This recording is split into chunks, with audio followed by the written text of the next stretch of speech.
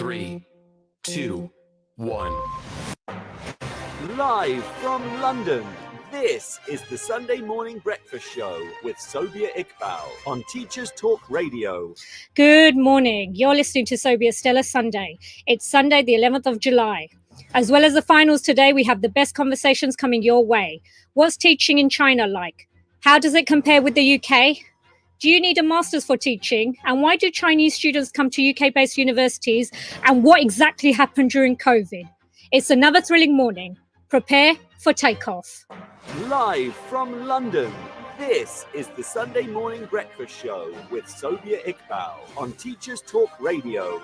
Tune in live on the Podbean app or desktop player. Just head over to www.podbean.com/LSW/TT Radio or search Teachers Talk Radio. Follow the hashtag TT Radio.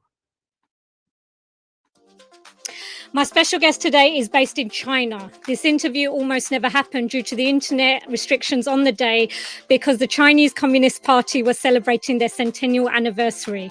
Luckily, we managed to do it. Junaid Ahmed is head of economics at the Perth School Suzhou. He's also a well-known international YouTuber for economics at GCSE and A-level. In the first part of the interview, we're discussing Junaid's background, teaching in China, comparing it with the UK, and also parental engagement. We'll come back to Junaid in just a moment.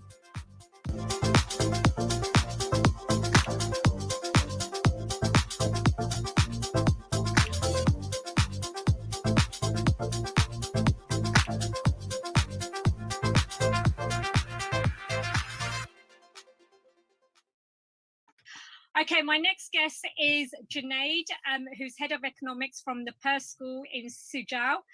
Hi, Junaid, how are you? Hey, doing well today and glad to be here. Great, thank you.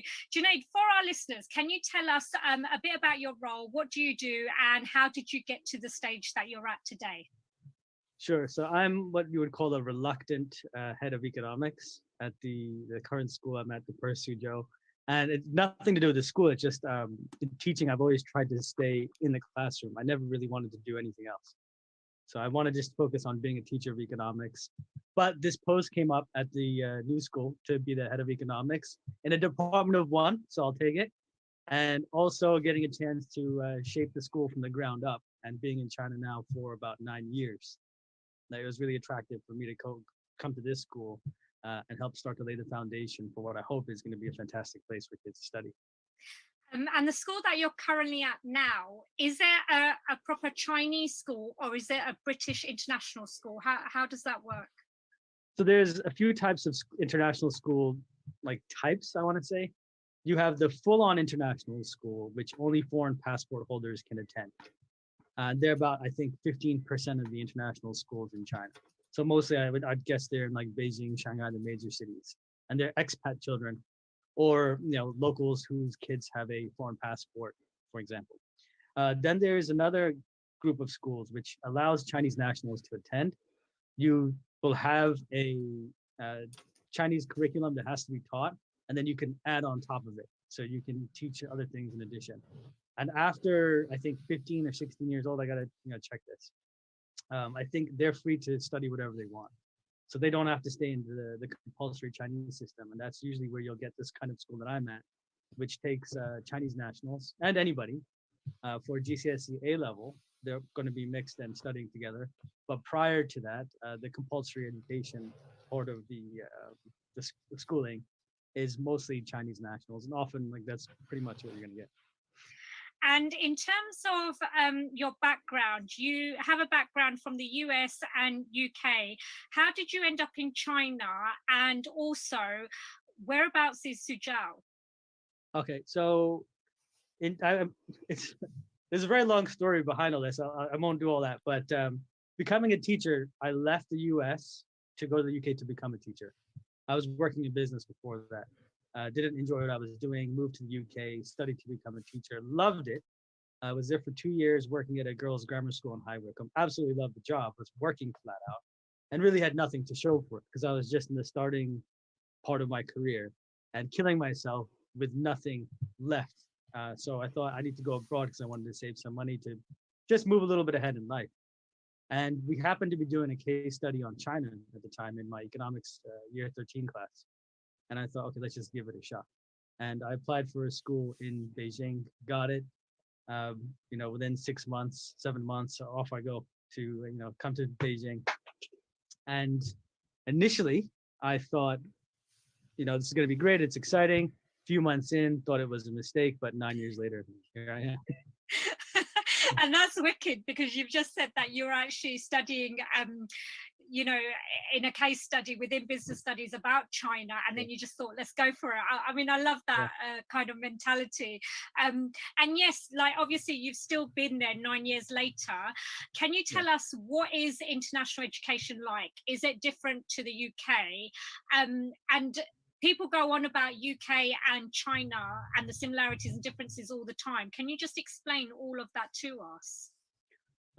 Not in like 10 hours. I think I'll try to give you like the rough overview. So when I came here using the same techniques I was using in the UK. And I pretty much like fell flat on my face because the Chinese kids were not responding. I adapted my style a bit, giving them more practice, a lot more assessments, typically than I've been used to. And as I adapted more to the style of teaching that works for them, I started to feel effective in the classroom again. So I can't talk about international education past China really, because that's my only experience. But there are a lot of similarities to teaching kids in the UK. But on top of that, my school to compare to is a girls' grammar school in High Wycombe.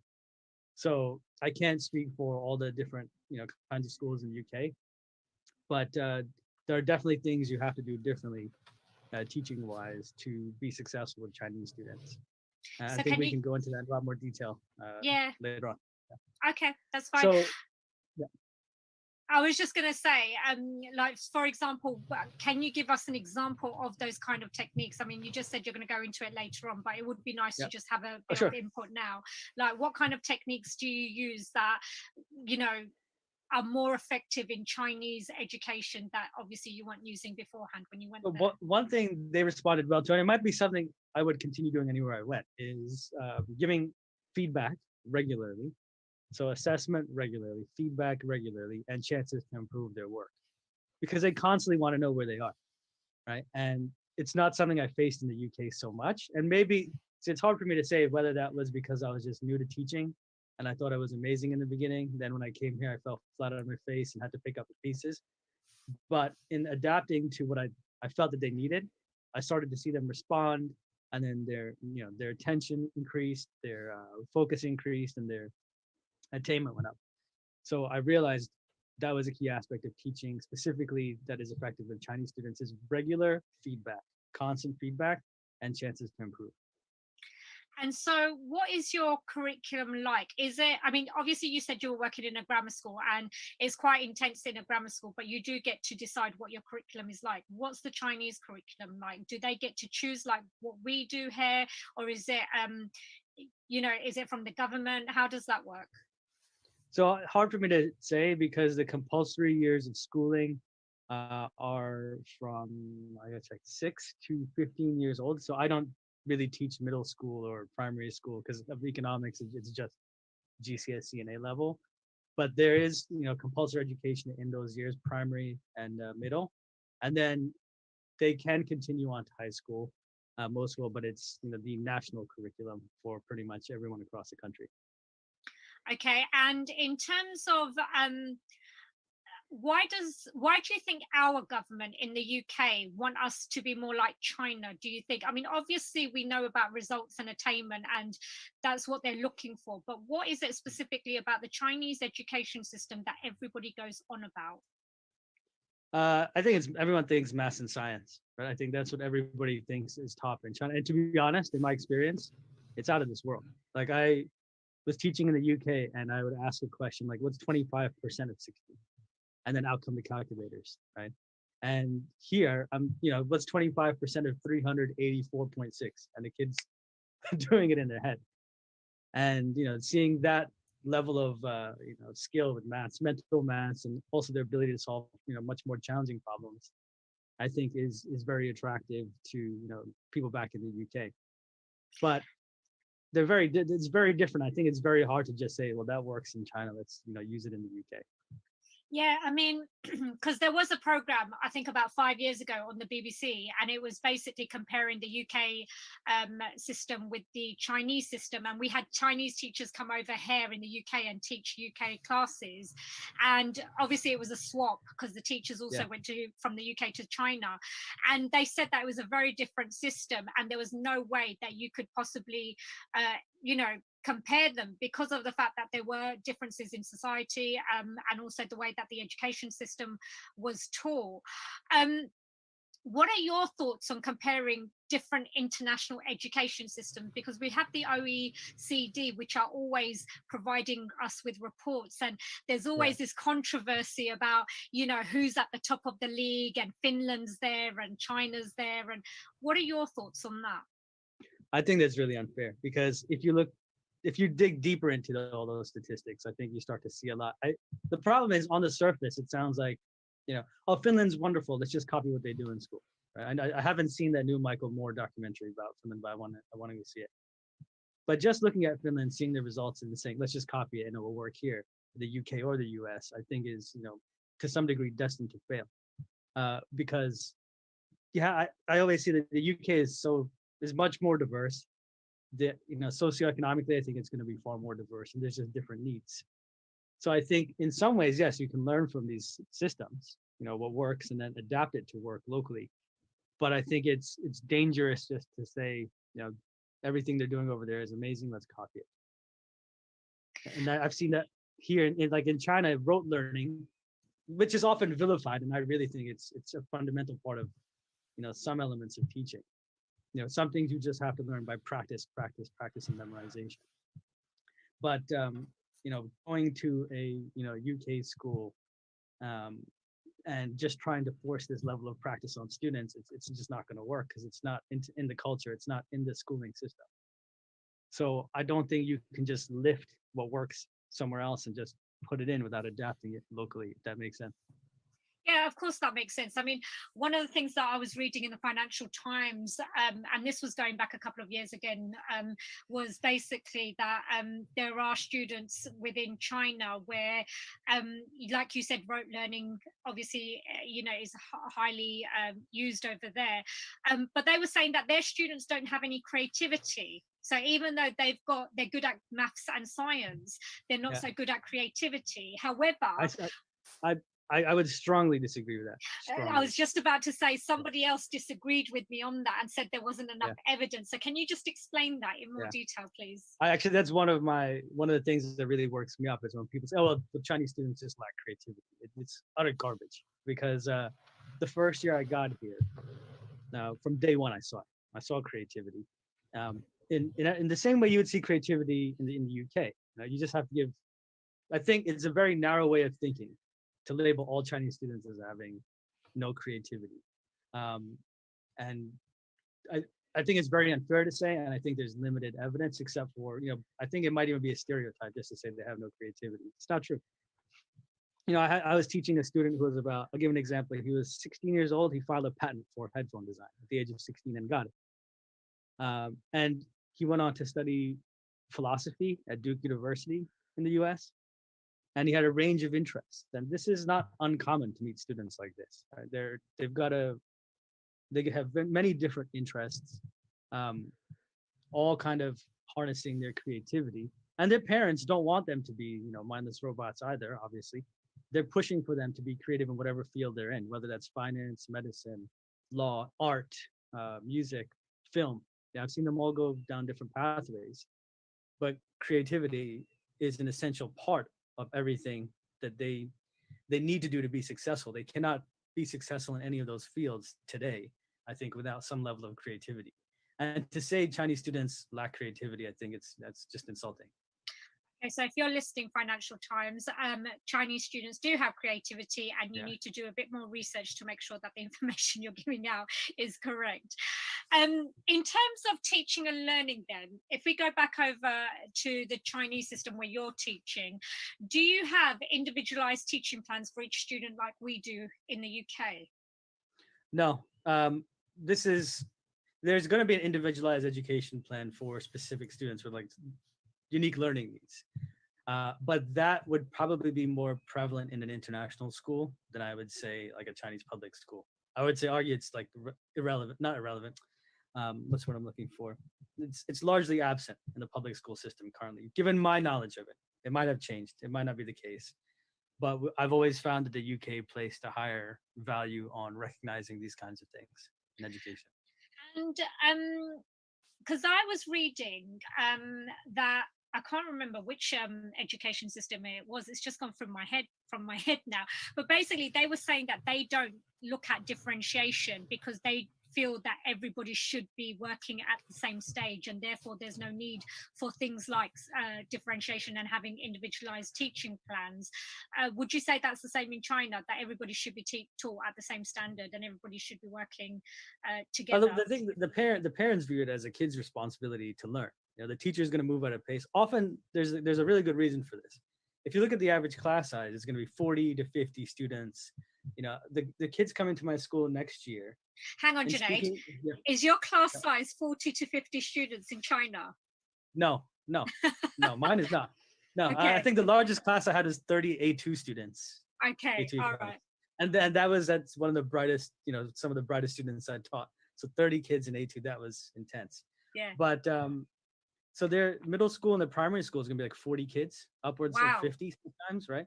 So the teacher can't possibly meet the needs of every unique learner. So it's just your job to keep up, and parents accept it and then push their kids. So it's not so much that there's little interest given to it. I think it's that right now it doesn't work given their current system, or it's not as feasible given 50 students in a class or 40 students in a class. And that, you know, that obviously presents its own challenges, but the parents take it upon themselves to push their kids or address whatever their kids, you know, perceived shortcomings might be. And so in terms of parental engagement, is there a lot of parental engagement? And also, whilst we're on this topic, in terms of tuition, is there a lot of tuition taking place outside of school? Oh, absolutely. Like I feel sorry for them because their day will start. So again, I'll point back to this conversation I had with a student recently. I asked, what time does your day start? 6:30, wakes up to get to school. 6:30, leaves the house to get to school for 7. Studies until about 4 or 5 p.m. in school. Then from 5 p.m. to 10 p.m. to tutoring, homework, and extra study. And then I said, what do you do to kind of let off the steam on the weekends? And they just laughed. I said, no, because we just keep working on Saturday and Sunday. Wow. They just continuously work and they continuously study. And do you think that affects them in terms of not having a childhood? Because clearly they're young children, you know? Yeah, I think it does. There's been a push from the government actually to reduce the amount of homework given to students and actually to crack down on these after-school tuition centers. I think in part for that reason. But yeah, I mean, I definitely feel sorry for them. I have my own 2 young boys, and I'm not going to put them through that. I'm not going to ask them to go to tuition center after school. No, it's just not something I think is going to be helpful for them in the long run. But with that said, I mean, these kids are doing it, you know? Yeah. They're doing it, and then they get used to this level of work and this level of discipline. You can throw anything at them and they can work through it. It's incredible to watch. Yeah, someone who can work that hard consistently for that long, very impressive to see. And now I can imagine that it breaks a lot of them along the way. But those that get through to the end, it's really impressive to see. And in terms of student behaviour, is it better than the UK? And what are Chinese students like generally to teach? So behavior-wise, again, my experience is limited because I've really just worked in that grammar school. But from speaking to colleagues who have worked in rougher, let's call them rougher schools, they say it's like heaven here because you're not going to get, you do get challenged sometimes. It's because the kids want to learn. But often I think the kind of behavior issues you get are because they're hungry and eager to learn. So they might challenge you on a point, or they might ask for more information. And that's where you might run into some challenges. Like if they suspect their teacher's weak, then they really they'll attack, right? But the teacher has to prove themselves in front of the class to these guys. And if you prove yourself, then you've got them in the palm of your hand. But until you do that, They I are rem- quite vicious. Can yeah, be. I'm just remembering a story in my head when I was working for an all boys grammar school and I was teaching computer science, and they used to Yeah. challenge me all the time Yeah. because I had to be one step ahead of them, otherwise they'd rip me apart because they were quite Yeah. highly intelligent Yeah. boys. And so for them it's kind of like, okay, let's just see how much she actually knows, and most of it was at post 16 as well. So yeah, I can Yeah. understand that, and there are different sorts of challenges when you are teaching those kind of students at that level. So yeah, I can understand that. But there's nobody's throwing chairs, nobody's stabbing anybody. There's none of this. Nobody's smoking. He's 12 years old. There's I haven't seen it. I have not seen any of it, and they're extremely respectful. No swearing at teachers, but I do think they swear in Chinese, thinking that we don't understand, and some But of us do. is that because of the school that you're in, or is it because the society and the culture that they're living in China is a different kind of society? Why do you think that is? The respect, you mean? Yeah. That's I think because this society highly values education, highly values teachers. Like I'm still in contact with a lot of the kids that I taught years ago here when I first arrived. Two of them emceed my wedding to help me translate because we had mixed groups, so they were translating between English and Chinese. And it's because when I asked them if they were able to help me, the parents said you have to, right? You have to. So he's your teacher, you have to. And this kind of attitude is quite prevalent. This high level of respect for the teachers, especially who they view as a stronger teacher. The students are willing to do anything for you, and the parents are very supportive of that and very supportive of the teachers. And so And to be fair, Yeah. when I was teaching in the UK, the parents are very supportive there in the specific school I was in. Yeah. So I haven't had an encounter where I felt a parent is challenging me or something like this. Right, we're going to stop there for a minute because we've had some messages come in. We've had Narbars, if I said that correctly, messaging saying that the US is bound to foul. And this was when we were talking about different education systems. And he was saying that everything is standardized in the US. There's no real implemental involvement to personalized learning. There's a lack of funding, and promoting teaching staff with learned individuals to promote student growth is lacking. So he doesn't think that the US is doing quite so well at the moment. And that was because we were basically comparing education systems. I've had Navida messaging saying that she agrees that Chinese students have creativity. China produces vast amounts of goods for exporting. It's not possible for them to do if they're not creative. Considering everything is made in China, how can they not be creative? And Tom's messaged in saying that when he was chatting to Andreas Slyker, he did notice that lots of top performing systems take less notice of class sizes and more on how much time teachers have to plan. And another listener has messaged in saying that's another point for what he was saying in the US. Class sizes are over 70 plus students. So there's a bit of disagreement there about class sizes going on. There's only so much strain a person can take and involve themselves in when they're teaching with regards to class sizes. We've had Freya messaging saying it's the same in Italy. Students are always studying. That's regarding students who are doing extra tuition outside in their own time. And Tim has also messaged in saying that it's an interesting conversation as we have a relatively large number of Chinese pupils. Some struggle to adapt to our ways of learning, whereas others thrive. And he says that he's seen both sides of the creativity issue. It's the same as some kids have creativity, some don't. So thank you everybody for those comments. We're going to head over to some adverts and the news, and then we'll go back to Junaid in a moment.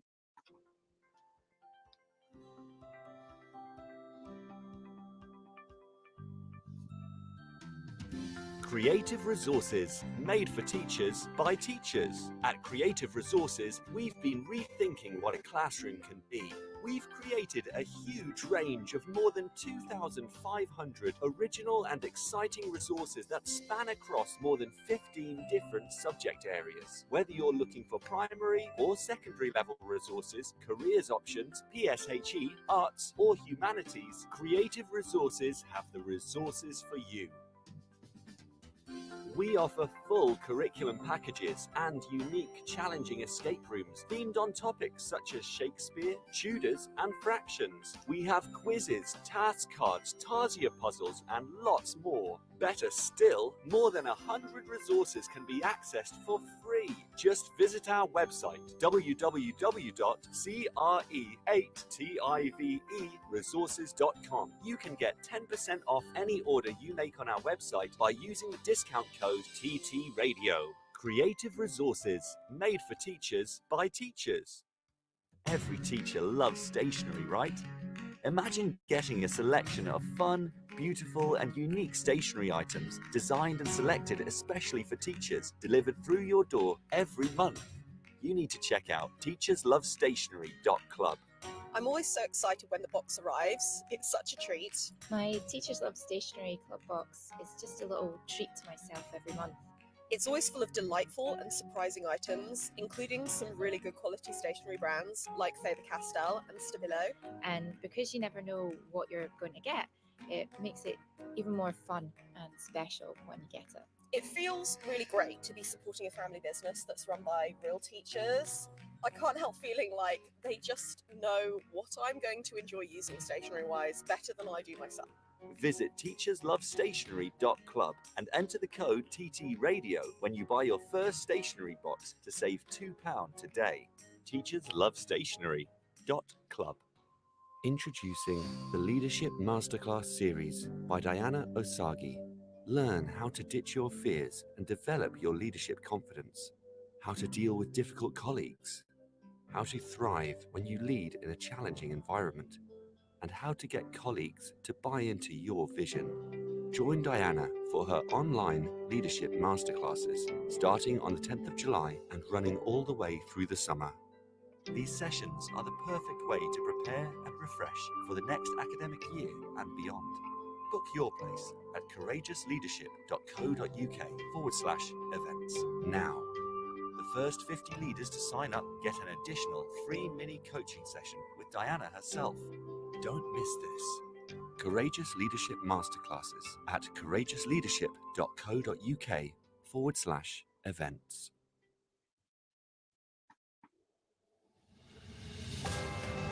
This is Teachers Talk Radio, and this is Teachers Talk Radio News.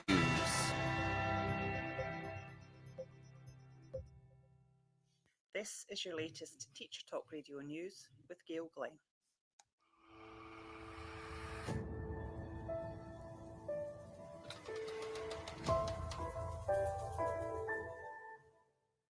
In England, many schools are reported to be informing parents of a permitted late start on Monday morning. Several teachers have stated that the England-Italy match this evening, England's biggest game in more than 50 years, is a historic moment and a learning opportunity for school children. The head teacher of Salcombe Primary School has told parents that school will start at 8:40 a.m, but children arriving up to 10:30 a.m.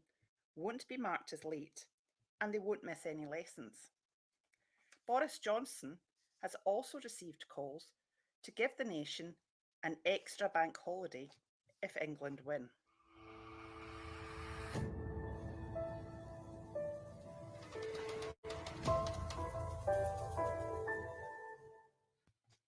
The government in England has launched a campaign called Rediscover Summer, which aims to encourage families to get out and about following the pandemic.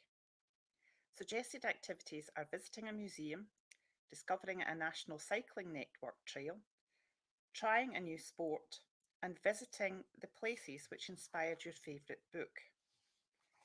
Children and Families Minister Vicky Ford said, "Rediscover Summer will provide families with some fantastic opportunities to get back to the activities they may have missed out on over the past year. Our summer home activities list will offer up more free ideas and options for children to stay active and have fun, and our expanded holiday activities and food programme will also help families access opportunities both indoors and outdoors." The campaign aims to show that no matter where you live, there is something for everyone.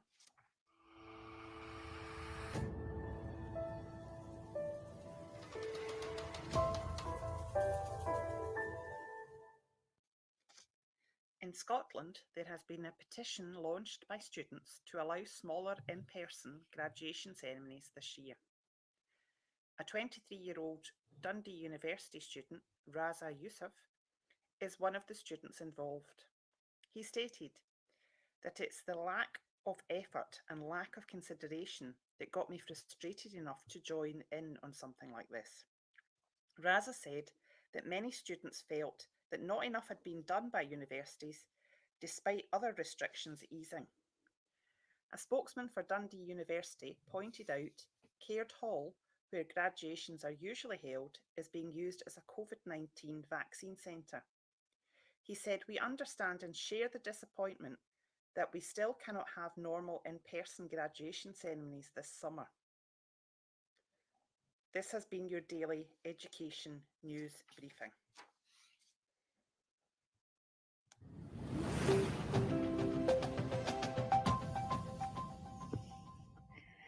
Thanks for that, Gail. If you've just joined us, we're talking to Junaid in China. We've been discussing Junaid's background, what's it like to teach in China, and we've been comparing it with the UK and discussing parental engagement. We're now going to continue talking to Junaid about whether you need a master's degree for teaching. Why do Chinese students come to the UK-based universities if the standard of education is excellent? And we're also going to be talking about evidence-based research. Please note that whilst I was recording this, I should have said evidence-based research. There's a lot going on in the background, which I will explain to you later on in the show. And in terms of the teachers that are there, in terms of their qualifications, do they all have masters and PhDs, or is it okay enough to just have a graduate degree? Are you talking about the foreign teachers or the local teachers? Both. So like the foreign teachers who go there to teach, what's the minimum qualifications they need to have? And for the teachers who have been grown there and who have studied there, what's their qualification requirements? So for someone like me, you need a PGC and you need 2 years of experience. Now, the demand is so high for international teachers that they are now even willing to take somebody on who's going to enroll into do what's called the IPGCE and with limited teaching experience. So if someone is listening and doesn't have teaching experience and is considering coming to China, it's still possible. But again, you should be wary of the kind of schools that will employ you with, without a PGCE and without much experience, because that's kind of reflective of who else they're going to be hiring. But if you want to go into the better cities and the better schools, PGCE plus 2 to 3 years of experience in the UK, and you should be fine.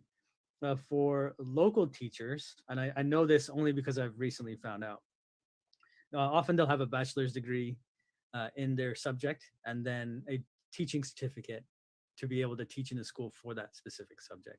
I know that because my wife is doing it right now.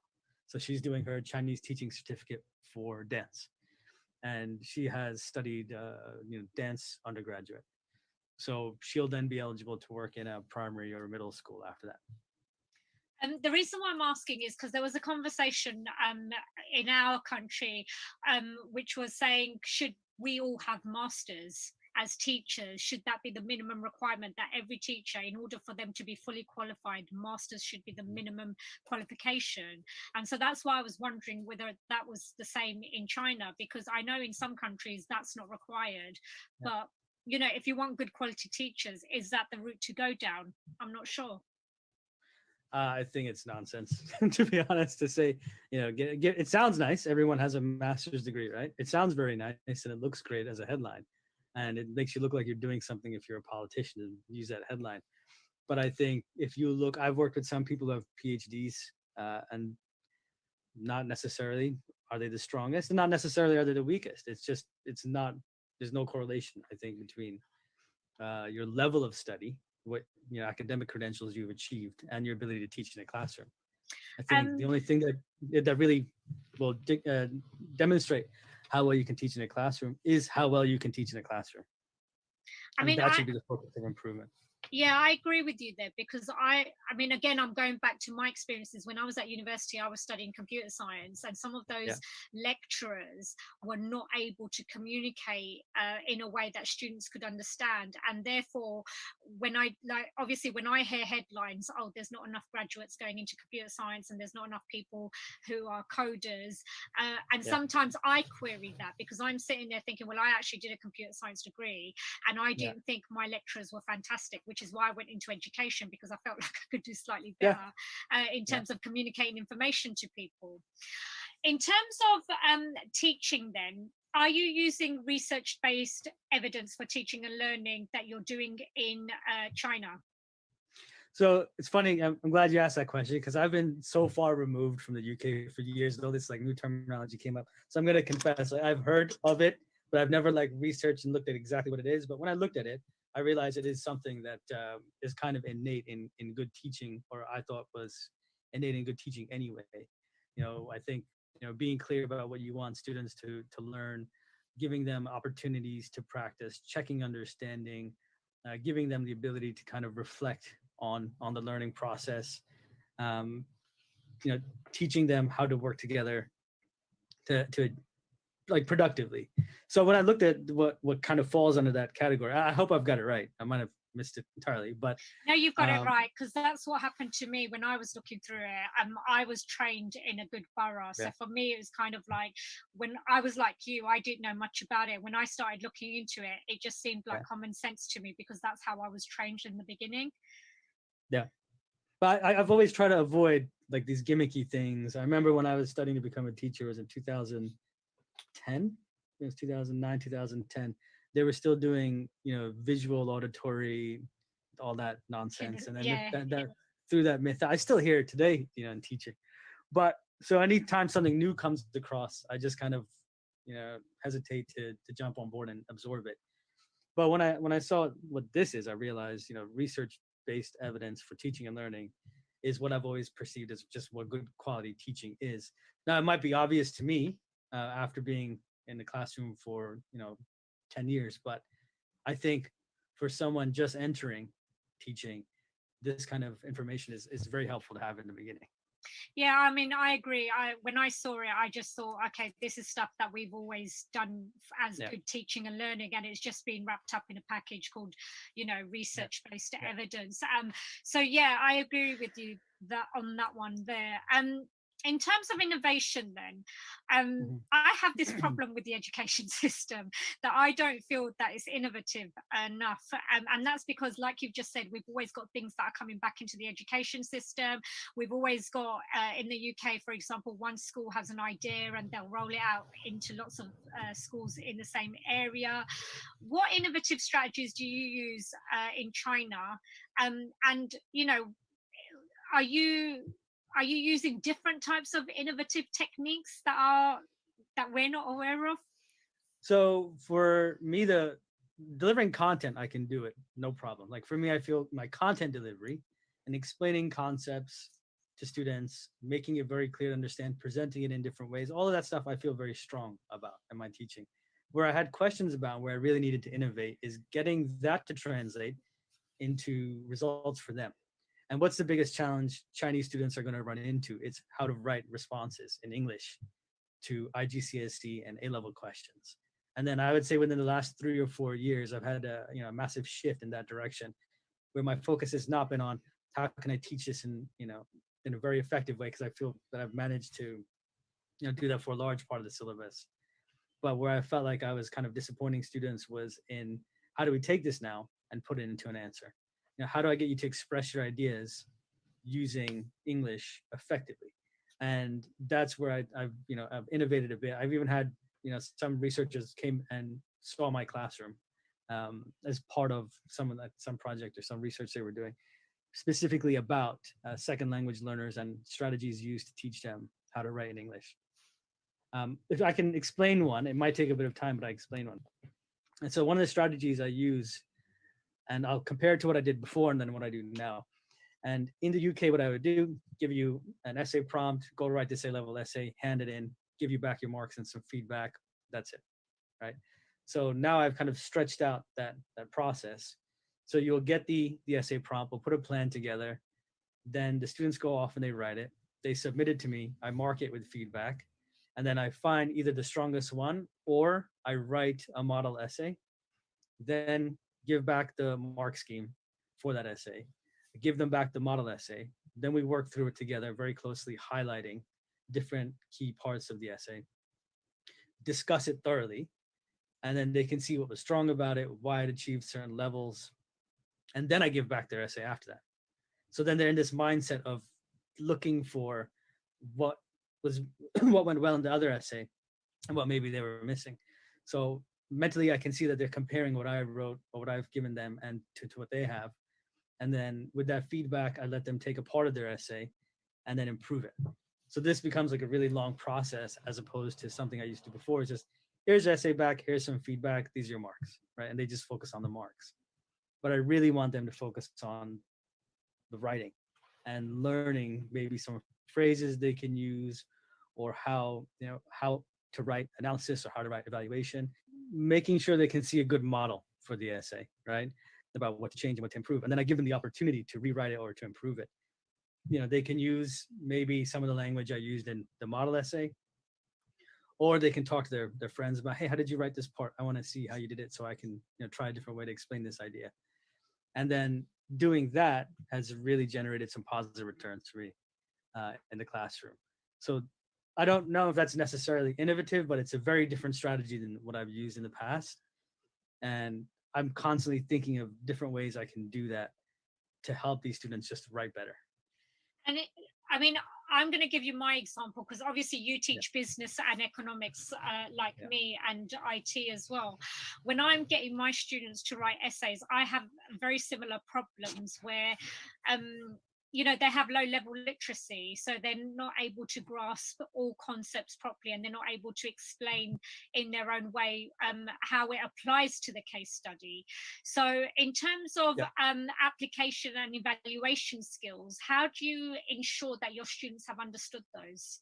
So what, they'll have one essay where this process takes place, and then shortly after that they're going to have another one, and then we're going to be comparing, how did you do, what's your writing like now compared to this before. Okay. And what's the local environment like? What's the jail like? And in terms of China, what's China like? I mean, you moved from the US to the UK and now China. Does Chinese culture make a difference to the way that the education system is set up? Yeah, I think it makes a huge difference. Just the whole respect for teachers and respect for schooling, and also the necessity for having a good education here, because it's so competitive. That's the thing. Like here, it's so competitive that not working hard in school is not really an option. And I think in the UK you can get away with it to some degree, but in China you're just not going to get away with it. You have to work hard. So then with that comes respect for teachers. Obviously the respect for education. If Chinese education is so good, why are so many of them coming over to UK-based universities? Well, I think there's like one word that can explain this. It's the Gaokao. The Gaokao is their university entrance examination. They take it at the end of high school.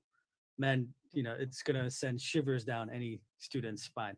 It's the most intense exam students in this country will take, because this exam over a couple of days dictates their future.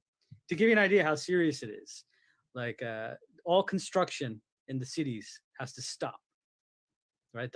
All the school is shut down just so students can be on campus and taking the exam, and construction is stopped for those days so kids can go home, relax, study, sleep, whatever, and I guess for other reasons.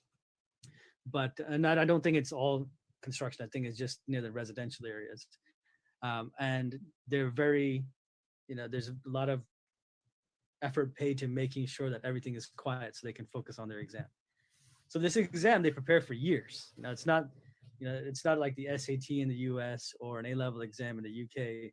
This is a comprehensive exam with many different subjects that the score alone is going to determine where you end up essentially in life, because you get your university place and then you go on from there. So parents, having been through this here, don't want the same pressure on their kids. So what they'll do, and this is one explanation why there's going to be many, but I think this is a big one. So they can come study GCSE A-level, it's a lot lower pressure. And then with great results, which are, I think, hard to get, but I think easier to get than doing extremely well on the Gaokao exam. So they can then apply with those results to a great university in the UK. And on top of, getting into a great university, studying in English, having a valuable degree when they come back, and then also learning a new culture. I think changes are coming here. Some pressure is good, but some pressure is just too intense. And seeing this exam and what it's done to some students, it is really intense. Obviously, it's not something I would want my kids to go through because I've seen what it's like. And yeah, if there's that much intense pressure, like you said, it can break, children's self-esteem and things like that. So it's probably not a good route to go down. Obviously, you're in China, and there are lots of people from around the world working together. Are there a lot of Black ethnic minority teachers within China? Do you have any Muslims and Hindus and Sikhs working there? In my first school I worked in, it was quite a mix. We had teachers from Pakistan, Nepal, Kenya, Poland, Russia. I'm trying to think where else. Philippines. It was a very, very mixed group. It was awesome working with everybody, and really enjoyed it. Seeing how they teach and what they learned in their different countries about how to teach, and just the level of diversity really helped me as well because I could pick their brains about different ideas. I really enjoyed it. The second school I was in was, like a true British international school, and there the numbers were obviously far less. So I could count on one hand, I would say the minority teachers, right? Black, Muslim, various other ethnic groups. They're very, very small. So it's not so common when you go into the international school circuit. I think if you're in different types of schools, you might run into more diversity, but I think in the international school circuit, it's still an issue. And in terms of recruitment, does it come down to that? Because when people are being recruited, there is a lack of diversity being taken into consideration for those decisions? I don't know. It's hard to say because I think there's a couple of things. I think, and I might get shouted at somewhere for saying this. I think people like to work with people that they have a lot in common with. Part of the reason is this, I think. So, like, I personally understand what the challenges are going to be for a Pakistani teacher. So I'm, minority teacher. So I'm inclined to think about their situation. But I don't think others are necessarily doing so, and not through any, I think nothing malicious, just lack of awareness about the issues that some of these teachers face. So, there's definitely, I would say, something there that needs to be addressed. How, I'm not sure, but I think there is something that needs to be addressed there, definitely. And in terms of people working in China, are there loads of people internationally, not just from the UK, but are there loads of people rushing to work in China? Because obviously Chinese students, like you've just explained, are really easy to work with. The behavior is really good. Do you have like a massive influx coming in from other countries? No, actually, it's really hard to recruit really good teachers here. And I don't know if that's my experience because we've looked for economics teachers before and it's a shortage subject anyway. But I think getting people to come over here from overseas, if you're talking about the UK, the US, Canada, Australia, New Zealand, I think there's some reluctance on coming over based on, preconceived ideas about what life is like in China. From the other countries, though, I would say, where you're going to find teachers from, let's say, like India or Nepal or Pakistan, the applications are coming. It's harder for them to get the visa, but I think they're interested in coming here to teach. And the demand is so high that I think you're not getting the supply from overseas. From, like, let's say you're not getting the supply from the US, the UK, Canada alone. So in a positive way, it's forced schools to go look at other nations to recruit teachers from, which I think is fantastic. And in terms of when you're teaching, I mean, you can yourself speak a lot of different languages. Do you teach in Chinese or do you teach in English? And do the students speak English or do they speak Chinese when they're answering you back? How does that work? Yeah, if I had to teach in Chinese, I'd all fail because my Chinese is not that good. No, I always teach in English. I speak enough Chinese to understand generally what they're talking about and when they're using bad language. But predominantly English in the classroom. I'm not somebody who says it's an English only classroom. They do need to sometimes speak Chinese to talk to each other, to maybe explain a concept to a friend who doesn't get it. But predominantly English, Chinese if necessary. But obviously they're there to learn in English, study in English, so that's the focus. But if you go through the hallways, it's all Chinese. Okay, so it depends on when you're in the classroom, you have to speak English because obviously that's what you're teaching in. So they would presumably answer back in that language. But when they're amongst themselves, they would be discussing in Chinese because that's their home language. Yeah, they're comfortable. And in fact, I'm quite happy with that. I know there's been some initiatives in schools I was in before that they should always speak English. But I think if they're studying in a second language all day, they do need some time just to decompress and speak in their native tongue. And in terms of the way that schools are managed there, obviously in our country, we have governing bodies and we have people, other stakeholders looking after our schools to ensure that they're being run properly. How does that work in China? What do they have for their schools? So for the government schools, I would just assume it's run by the state, like the district authority or local authority, whoever it might be. For the private schools, international schools, it starts to get a bit muddled because, like, I know at the previous school I was in, it's Harrow Beijing. I think they have a governing body that oversees all the different Harrows in China, and so that one I'm familiar with. The previous school I was teaching in was an international program within a public school, and it was hard to figure out who was in charge. Here, similarly, there's a relationship with the British school, but exactly who's in charge of what, for me, it's hard to point to as clearly as I could, let's say, in the UK. Okay, if you've just joined us, welcome. We're talking to Junaid from China. He's been discussing his background. He's been talking about what it's like to teach in China in comparison with the UK. He's discussed parental engagement. We've discussed masters based teaching, whether you need a master's or not. Why do Chinese students come to UK-based universities? And we've also talked about evidence-based research. We're going to head over to the news, and then we're going to come on to our final session after that.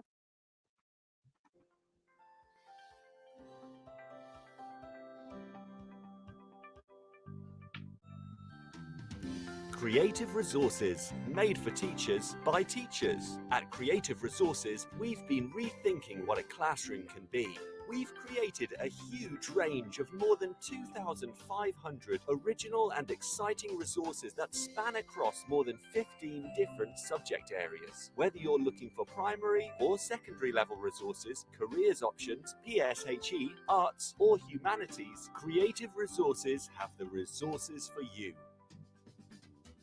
We offer full curriculum packages and unique, challenging escape rooms themed on topics such as Shakespeare, Tudors, and fractions. We have quizzes, task cards, Tarsier puzzles, and lots more. Better still, more than 100 resources can be accessed for free. Just visit our website, www.CRE8TIVEresources.com. You can get 10% off any order you make on our website by using the discount code TT Radio. Creative Resources, made for teachers by teachers.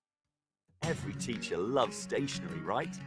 Imagine getting a selection of fun, beautiful and unique stationery items designed and selected especially for teachers, delivered through your door every month. You need to check out teacherslovestationery.club. I'm always so excited when the box arrives. It's such a treat. My Teachers Love Stationery Club box is just a little treat to myself every month. It's always full of delightful and surprising items, including some really good quality stationery brands like Faber-Castell and Stabilo. And because you never know what you're going to get, it makes it even more fun and special when you get it. It feels really great to be supporting a family business that's run by real teachers. I can't help feeling like they just know what I'm going to enjoy using stationery-wise better than I do myself. Visit teacherslovestationery.club and enter the code TTRadio when you buy your first stationery box to save £2 today. teacherslovestationery.club. Introducing the Leadership Masterclass series by Diana Osagi. Learn how to ditch your fears and develop your leadership confidence. How to deal with difficult colleagues. How to thrive when you lead in a challenging environment. And how to get colleagues to buy into your vision. Join Diana for her online leadership masterclasses starting on the 10th of July and running all the way through the summer. These sessions are the perfect way to prepare and refresh for the next academic year and beyond. Book your place at courageousleadership.co.uk/events now. The first 50 leaders to sign up get an additional free mini coaching session with Diana herself. Don't miss this. Courageous Leadership Masterclasses at courageousleadership.co.uk/events.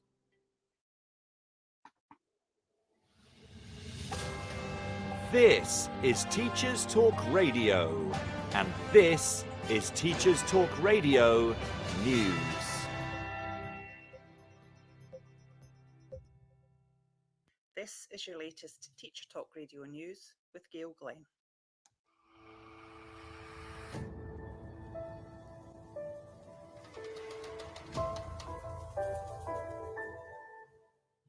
In England, many schools are reported to be informing parents of a permitted late start on Monday morning.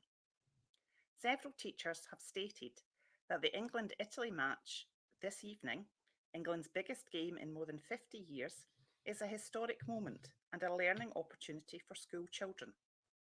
The head teacher of Salcombe Primary School has told parents that school will start at 8:40 a.m, but children arriving up to 10:30 a.m.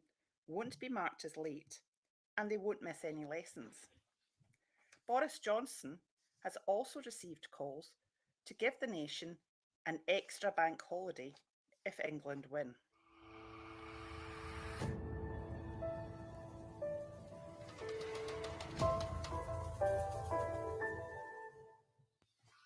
The government in England has launched a campaign called Rediscover Summer, which aims to encourage families to get out and about following the pandemic. Suggested activities are visiting a museum, discovering a national cycling network trail, trying a new sport, and visiting the places which inspired your favourite book. Children and Families Minister Vicky Ford said, "Rediscover Summer will provide families with some fantastic opportunities to get back to the activities they may have missed out on over the past year. Our summer home activities list will offer up more free ideas and options for children to stay active and have fun. And our expanded holiday activities and food programme will also help families access opportunities both indoors and outdoors." The campaign aims to show that no matter where you live, there is something for everyone.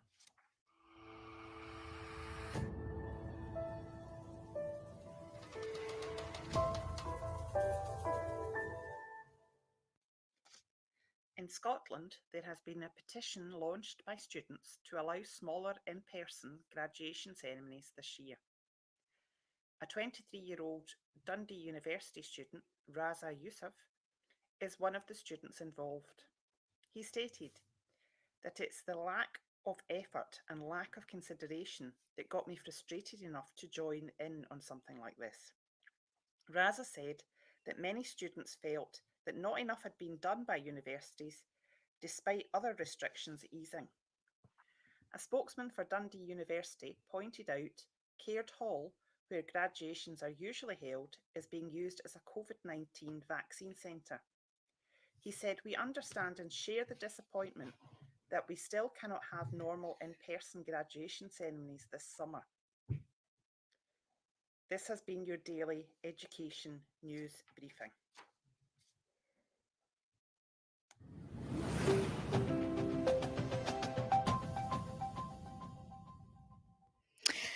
Thanks for that, Gail. If you've just joined us, welcome. We're talking to Junaid from China. He's discussing the Chinese education system. We've gone through lots already. So if you have missed parts of the show, you can listen back on our website, ttradio.org. We're now going to move on to the final part of the interview. Junaid is going to discuss the pandemic and the COVID restrictions and everything that's been happening with regards to COVID over in China. He's also going to be discussing the future of education and how he sees it. And in terms of like those career teachers who are focused on their careers, what kind of professional development opportunities do you have? I mean, are you studying with universities in the UK, or do you have a system within China that helps you with your professional development? How does that all work? That's a really good question, and it's something I've been paying attention to, obviously, since I got here. And now I would say there's an increase in the number of universities offering training programs in China, or having some kind of system based in China, because they're seeing there's this need for professional development. And actually, the focus is not expat teachers. The focus is local Chinese teachers who want to improve and study and kind of move towards the model of teaching that we have come over from, like the US and the UK with. So I've seen that. For expat teachers who are looking for something, you can probably find something there, but there is training available from a lot of different organizations. And before COVID, you could travel around Asia and go to different conferences, which is really cool. And you can meet teachers from around the world, not just China. So there is an opportunity, and there's plenty of opportunity for professional development. You might have to seek out exactly what you want, and it's not going to fall in your lap, but I think you do need to take the time to find it. And the question that everybody's probably dying to know is obviously COVID and the pandemic. Yeah. How have you coped through that? How have Chinese schools coped? And like, how has your situation changed? What are you doing that's not the same as what you were doing before? So in January of 2020, I remember, it's funny because a friend of mine called me from the US in the third week before I went crazy. So he called me and said, hey, this thing is happening in Wuhan. How's it affecting you in Beijing? And I said, oh, it's not a big deal. It's just down there. It's not near us.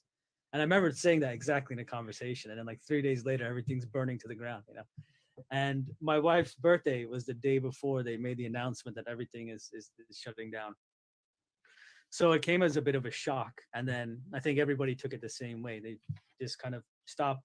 We're shutting down the schools. Everyone's moving online. And we eventually returned, and I think in May of 2020, all the teachers had to go get a COVID test. Then they had like strict measures, which, they had to, I think the local authorities and everyone in health and safety was making sure that these regulations were met before the school could open up, even if there was a small number of cases in the city. Beijing was particularly strict, and that teachers were teaching with masks. Students had to wear masks and temperature checks every morning. And then when I moved to my school here, this province is a bit more relaxed. So you could go into a school and see teaching taking place without a mask, but there were temperature checks every morning. And if you were sick, there was an area for you to be checked out further. And it's very unlikely that someone is coming into school with coronavirus. So, it's, in fact, I can't tell you I know of any single case in a school, whether that's Beijing, Shanghai, or where we are now in Suzhou. I haven't heard of one being transmitted in school. And so, okay. So in terms of schools shutting down, have many schools shut down for a long time, or are schools opened again? What's happening in China? So everyone's open now. Just the COVID control measures, really. So pretty much any school, the people to look at are the ones in Beijing, because they have the strictest measures. I think they're the most difficult. Because my friends are still teaching there with their masks on, right? Even I think just till the end of the school year recently. And they really had strict measures they had to maintain. Whereas in this part of the country, you could still walk in without a mask in August of 2021. So what was that? Sorry, August last year. So I think in general, the challenges largely fell on like the major cities. But with respect to who's online right now is learning. It might be the cities where they have the outbreaks Mm. that quickly switch over to online teaching, but for the rest of the country, I would say they're in person. And like, for example, I went to Japan in 2019 before COVID happened. It was actually that year that I went. I can't even remember. They were getting ready for the Tokyo Olympic Games. I was blown away with the amount of technology that they had in Japan. So when obviously schools went into lockdown, was the Chinese education system up to date? Were students able to switch on to remote learning and blended learning straight away, or were there any difficulties? I'm trying to think. For us, it was a little bit of a challenge because we had to get teachers familiar with the software. Students had some connectivity issues, but largely we were able to shift online in the secondary school. The primary school, I'm not aware of. I know they had more challenges simply based on the ages of the students, but we were able to do it relatively well. I would say, within a couple of weeks. I think the public school system quickly responded as well.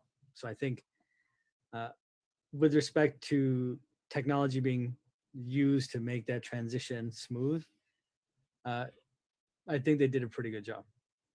So it was a bit where like it was different for us because there were some schools that were up to date and some schools that weren't, and that obviously showed that there was a huge digital divide. And the other thing that what you said earlier before was interesting, that there were no transmissions of the virus in schools, whereas in our schools children are passing on the virus, and our schools have had to have, because our kids are in bubbles, so essentially there's a group of students together in a bubble, and if anyone has contracted the virus or they've tested positive, the whole bubble is sent home, which is the way that we're trying to control it. And so that's interesting that you've said that in your schools there hasn't been any of that transmission taking place. Not a single one. I can tell you I've not heard a single case being transmitted in school in China. And that's not me reading from the government sheet. That's my experience with the teachers that I know and the schools that they're in across the country. Not a person has come back and said, oh, COVID was transmitted from this person and that person. And that's interesting because obviously it does raise an issue. Is it because students aren't reporting it, or do you just have better monitoring systems in place to ensure that when students are coming in, that nobody is bringing in the virus? I think here the level of control is intense. So, knowing who's got coronavirus and then tracing, it's very serious. My brother had coronavirus, and when he had it, the advice was stay home. Just stay home, and he's free to come and go from his house actually as he pleases. He's fine now, but also I compared his situation to mine because his 3 kids had it too. They're all fine. But that's good to hear that they're all fine. Yeah, but here, if you get it or your kids get it, they're taking you to the hospital right away. You don't get to go through it at home on your own, walk in and out your front door. No, you immediately, as soon as you have coronavirus, you have to go to a COVID treatment center, and you're taken out of the general population for their own good. So, that might mean your children too, right? So if someone has it, they're not allowed to kind of just walk freely in the streets. They are taken away and not like snatched out of their home. It's not like that. Like I think they had some crazy video on before, but you are then required to stay at this facility where they're going to treat you until you're better, and then you can go back. And that seems like a sensible approach anyway, to try and minimize the amount of damage that's happened. Post-COVID now, I mean, we're coming out, I mean, China has come out of it more than what we have in the UK, because we've still got strands of the virus still coming in and out of the country. What's the country like now? How are they moving towards recovering from it in terms of schools? What are their recovery curriculums like? What is recovery like in the country itself? What's happening? I mean, until you asked, I haven't really thought about it in so long, because it's almost like life is back to normal now. The only things I would notice different is when you go inside of a shopping mall, you have to wear a mask, and you have to show you have a health code on your phone. You have to show to go into most places where the public is going to gather, for example, the subway system or a bus. Not even the bus, just the subway system. and also into large shopping centers or for some events. But other than that, if you were walking through the streets here, the only sign that something is going on would be the number of people wearing masks, and sometimes even that's low. So when I talk to people back in the US and UK and they're talking about this stuff, I don't really understand it, because going back to how things are has been the case since I would say the summer of last year. That this talk of like recovery and people getting back out, it's been happening for so long now. The only difference I would say that seems permanent is the masks and the checking of the health codes. That's interesting. So you guys have been back to normal for quite some time then. Yeah. Moving forward then, based on everything that's happened, based on what the kids have been through, how things have happened, rolled out, through the pandemic, what do you think the future of education is, in your opinion? Where do you see education heading towards now?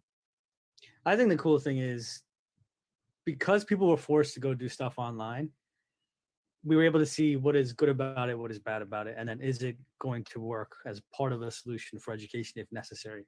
And I think the answer is largely yes, but it's not a full replacement. But I think there are things that virtual teaching can do to help like fill in gaps. And I think that's a great thing. Also, teachers had to upskill immediately. Pretty much everyone had to upskill, which is also a great thing. And I think the future of education will continue to take some of this away into the future. To what degree, I don't know, but I think there is going to be some technology takeaway from this whole scenario. And let's just come back onto economics and your work, because I came across you years ago because you had your own YouTube channel for economics, and I used to watch them. And you actually create content for AS and A2 economics to enhance teaching and learning. Can you just give us a bit more information about that, and what your work is and what you're trying to do? Yeah, so the idea for the YouTube channel came, actually, I started it in 2012, just to create some content. It's awful if you go and you see it. I've tried to like bury it deep so nobody can find it. I even changed my name, but then I started really focusing more on it the last like 4 years or so. And the reason why I wanted to do it is because I like teaching. I really just want to teach. I don't want to move up the ladder per se. I'm very happy just teaching economics. So if you just want to teach, you can go. So I thought, what else can I do? So I started this YouTube channel to kind of broaden my reach and do a bit more.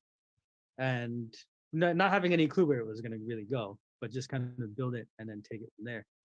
And then soon students start watching from like all over the world. I get emails from students across continents, everywhere. And there's some interesting emails that I never expected to get, like some students who are, getting like cancer treatment or something, and they have to study from the hospital. They just log on and they watch, and they email me telling me that's what's happening. I didn't expect that. But there's an interesting story where some students from like Pakistan email me and they say, we don't have an economics teacher in this area, so we just go online and we study your videos. Essentially, then they tell me to like hurry up and publish more content so they can learn more of it. And then I was talking about the story with my dad, and he laughed because he said, "Oh yeah, when I was studying economics, and I didn't have any teachers, I had to self-study," and I had no idea, right? I think it's very strange and kind of ironic that I ended up becoming an economics teacher and then publishing this content online. But the goal for me was to cover everything in an A-level syllabus, so someone could go on and just work through the videos and study economics on their own without having access to a tutor or a teacher or anywhere to go except for just online. And I've been very happy to see the results. It's grown. I think now there's over like 1.2 million views or something, and I'm just approaching 10,000 subscribers. So it's been really cool to do, and it's great because I put on my cover letter every time I apply for something, and inevitably people click. So there's that novelty of it too. But I would say for me, it's been good because you have to be right in what you're saying when you're saying it to that many people. And trust me, you'll get butchered in the comments too. And I do get that. That is amazing, because obviously we take it for granted in the UK and the US, because we have access to education in a proper way. Like we've got so many facilities, and we've got so many people doing lots of fabulous things over here. And sometimes you forget that in other countries it's not the same. They don't have the same quality systems, they don't have the resources, they don't have the teachers. So to hear that students from other countries like Pakistan are contacting you is absolutely fantastic, in my opinion. I think it's brilliant. So there's another student in India who contacted me and said, because of COVID, their school shut down and there's just no ability to get any teaching. So that's the only alternative that they have. And especially during COVID, I noticed a lot more kids going online and studying. And it was not something I planned, because this was, 4 or 5 years ago I started it. But when this whole thing hit, I was like, oh, I hope they can use this to fill in some gaps. That's brilliant. And where do you see yourself going next then? I've worked in business before I became a teacher. Then I enjoyed teaching, but I feel limited in how far you can progress if you just want to be a teacher. And I find that really, really irritating, because I do not want to leave the classroom. I do not want to go up and move into a man. I'm just not that way inclined. I really like being very good at teaching the subject. So for me, I think I'll stay in the classroom as long as I can. I want to continue to grow what I do online. What I also wanted to grow further online is not just teaching content and exam technique, but then also, I think within the next year or two, I'll be looking at teaching techniques for economics. So making videos for teachers themselves about how to teach concepts and common pitfalls when teaching different concepts. Because there's just so much I want to put out there. I don't have to be the best.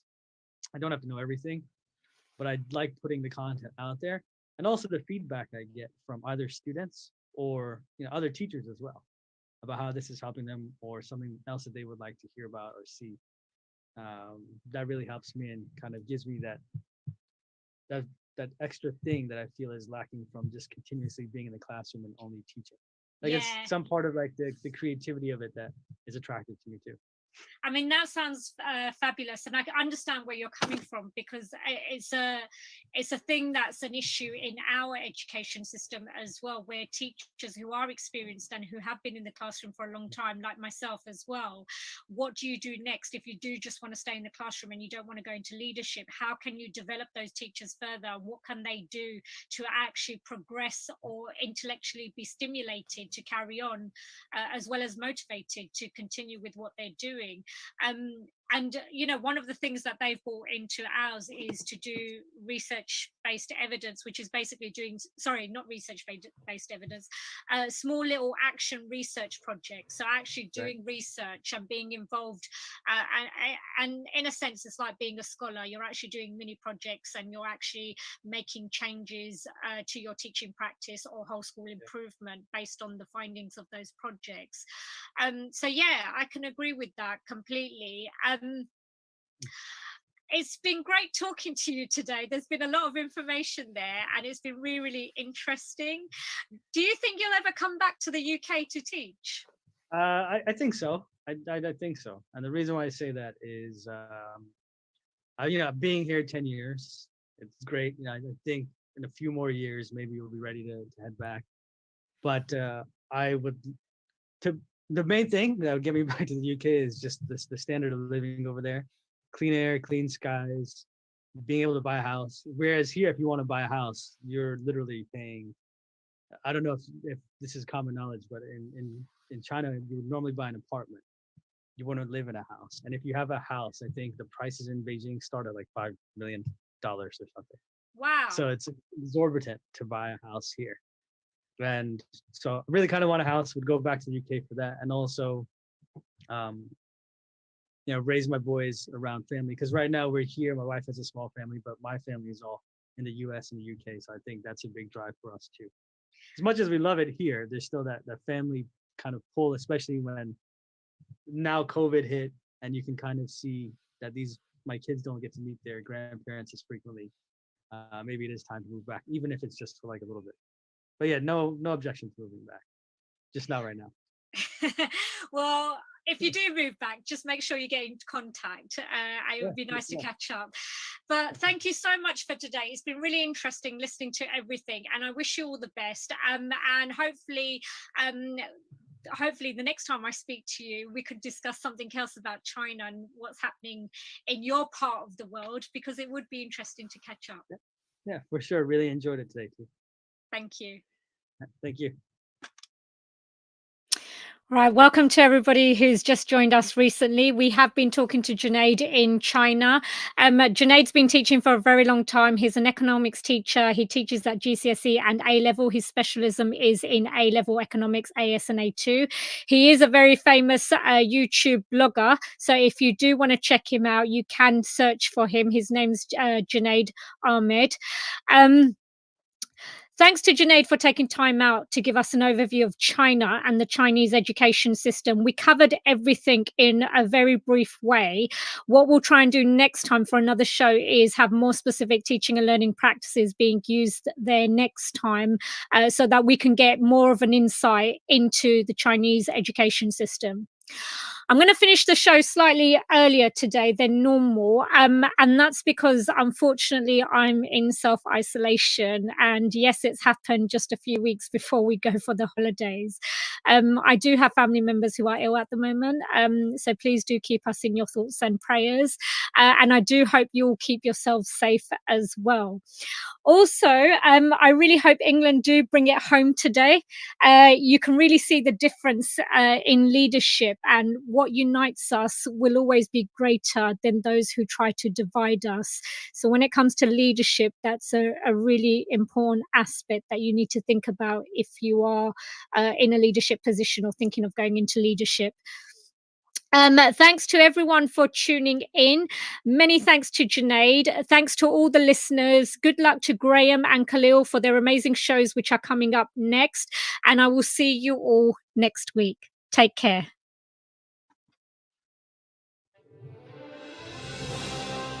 You've been listening to Teachers Talk Radio. Tune in live and listen back at ttradio.org. We look forward to hearing from you next time on Teachers Talk Radio.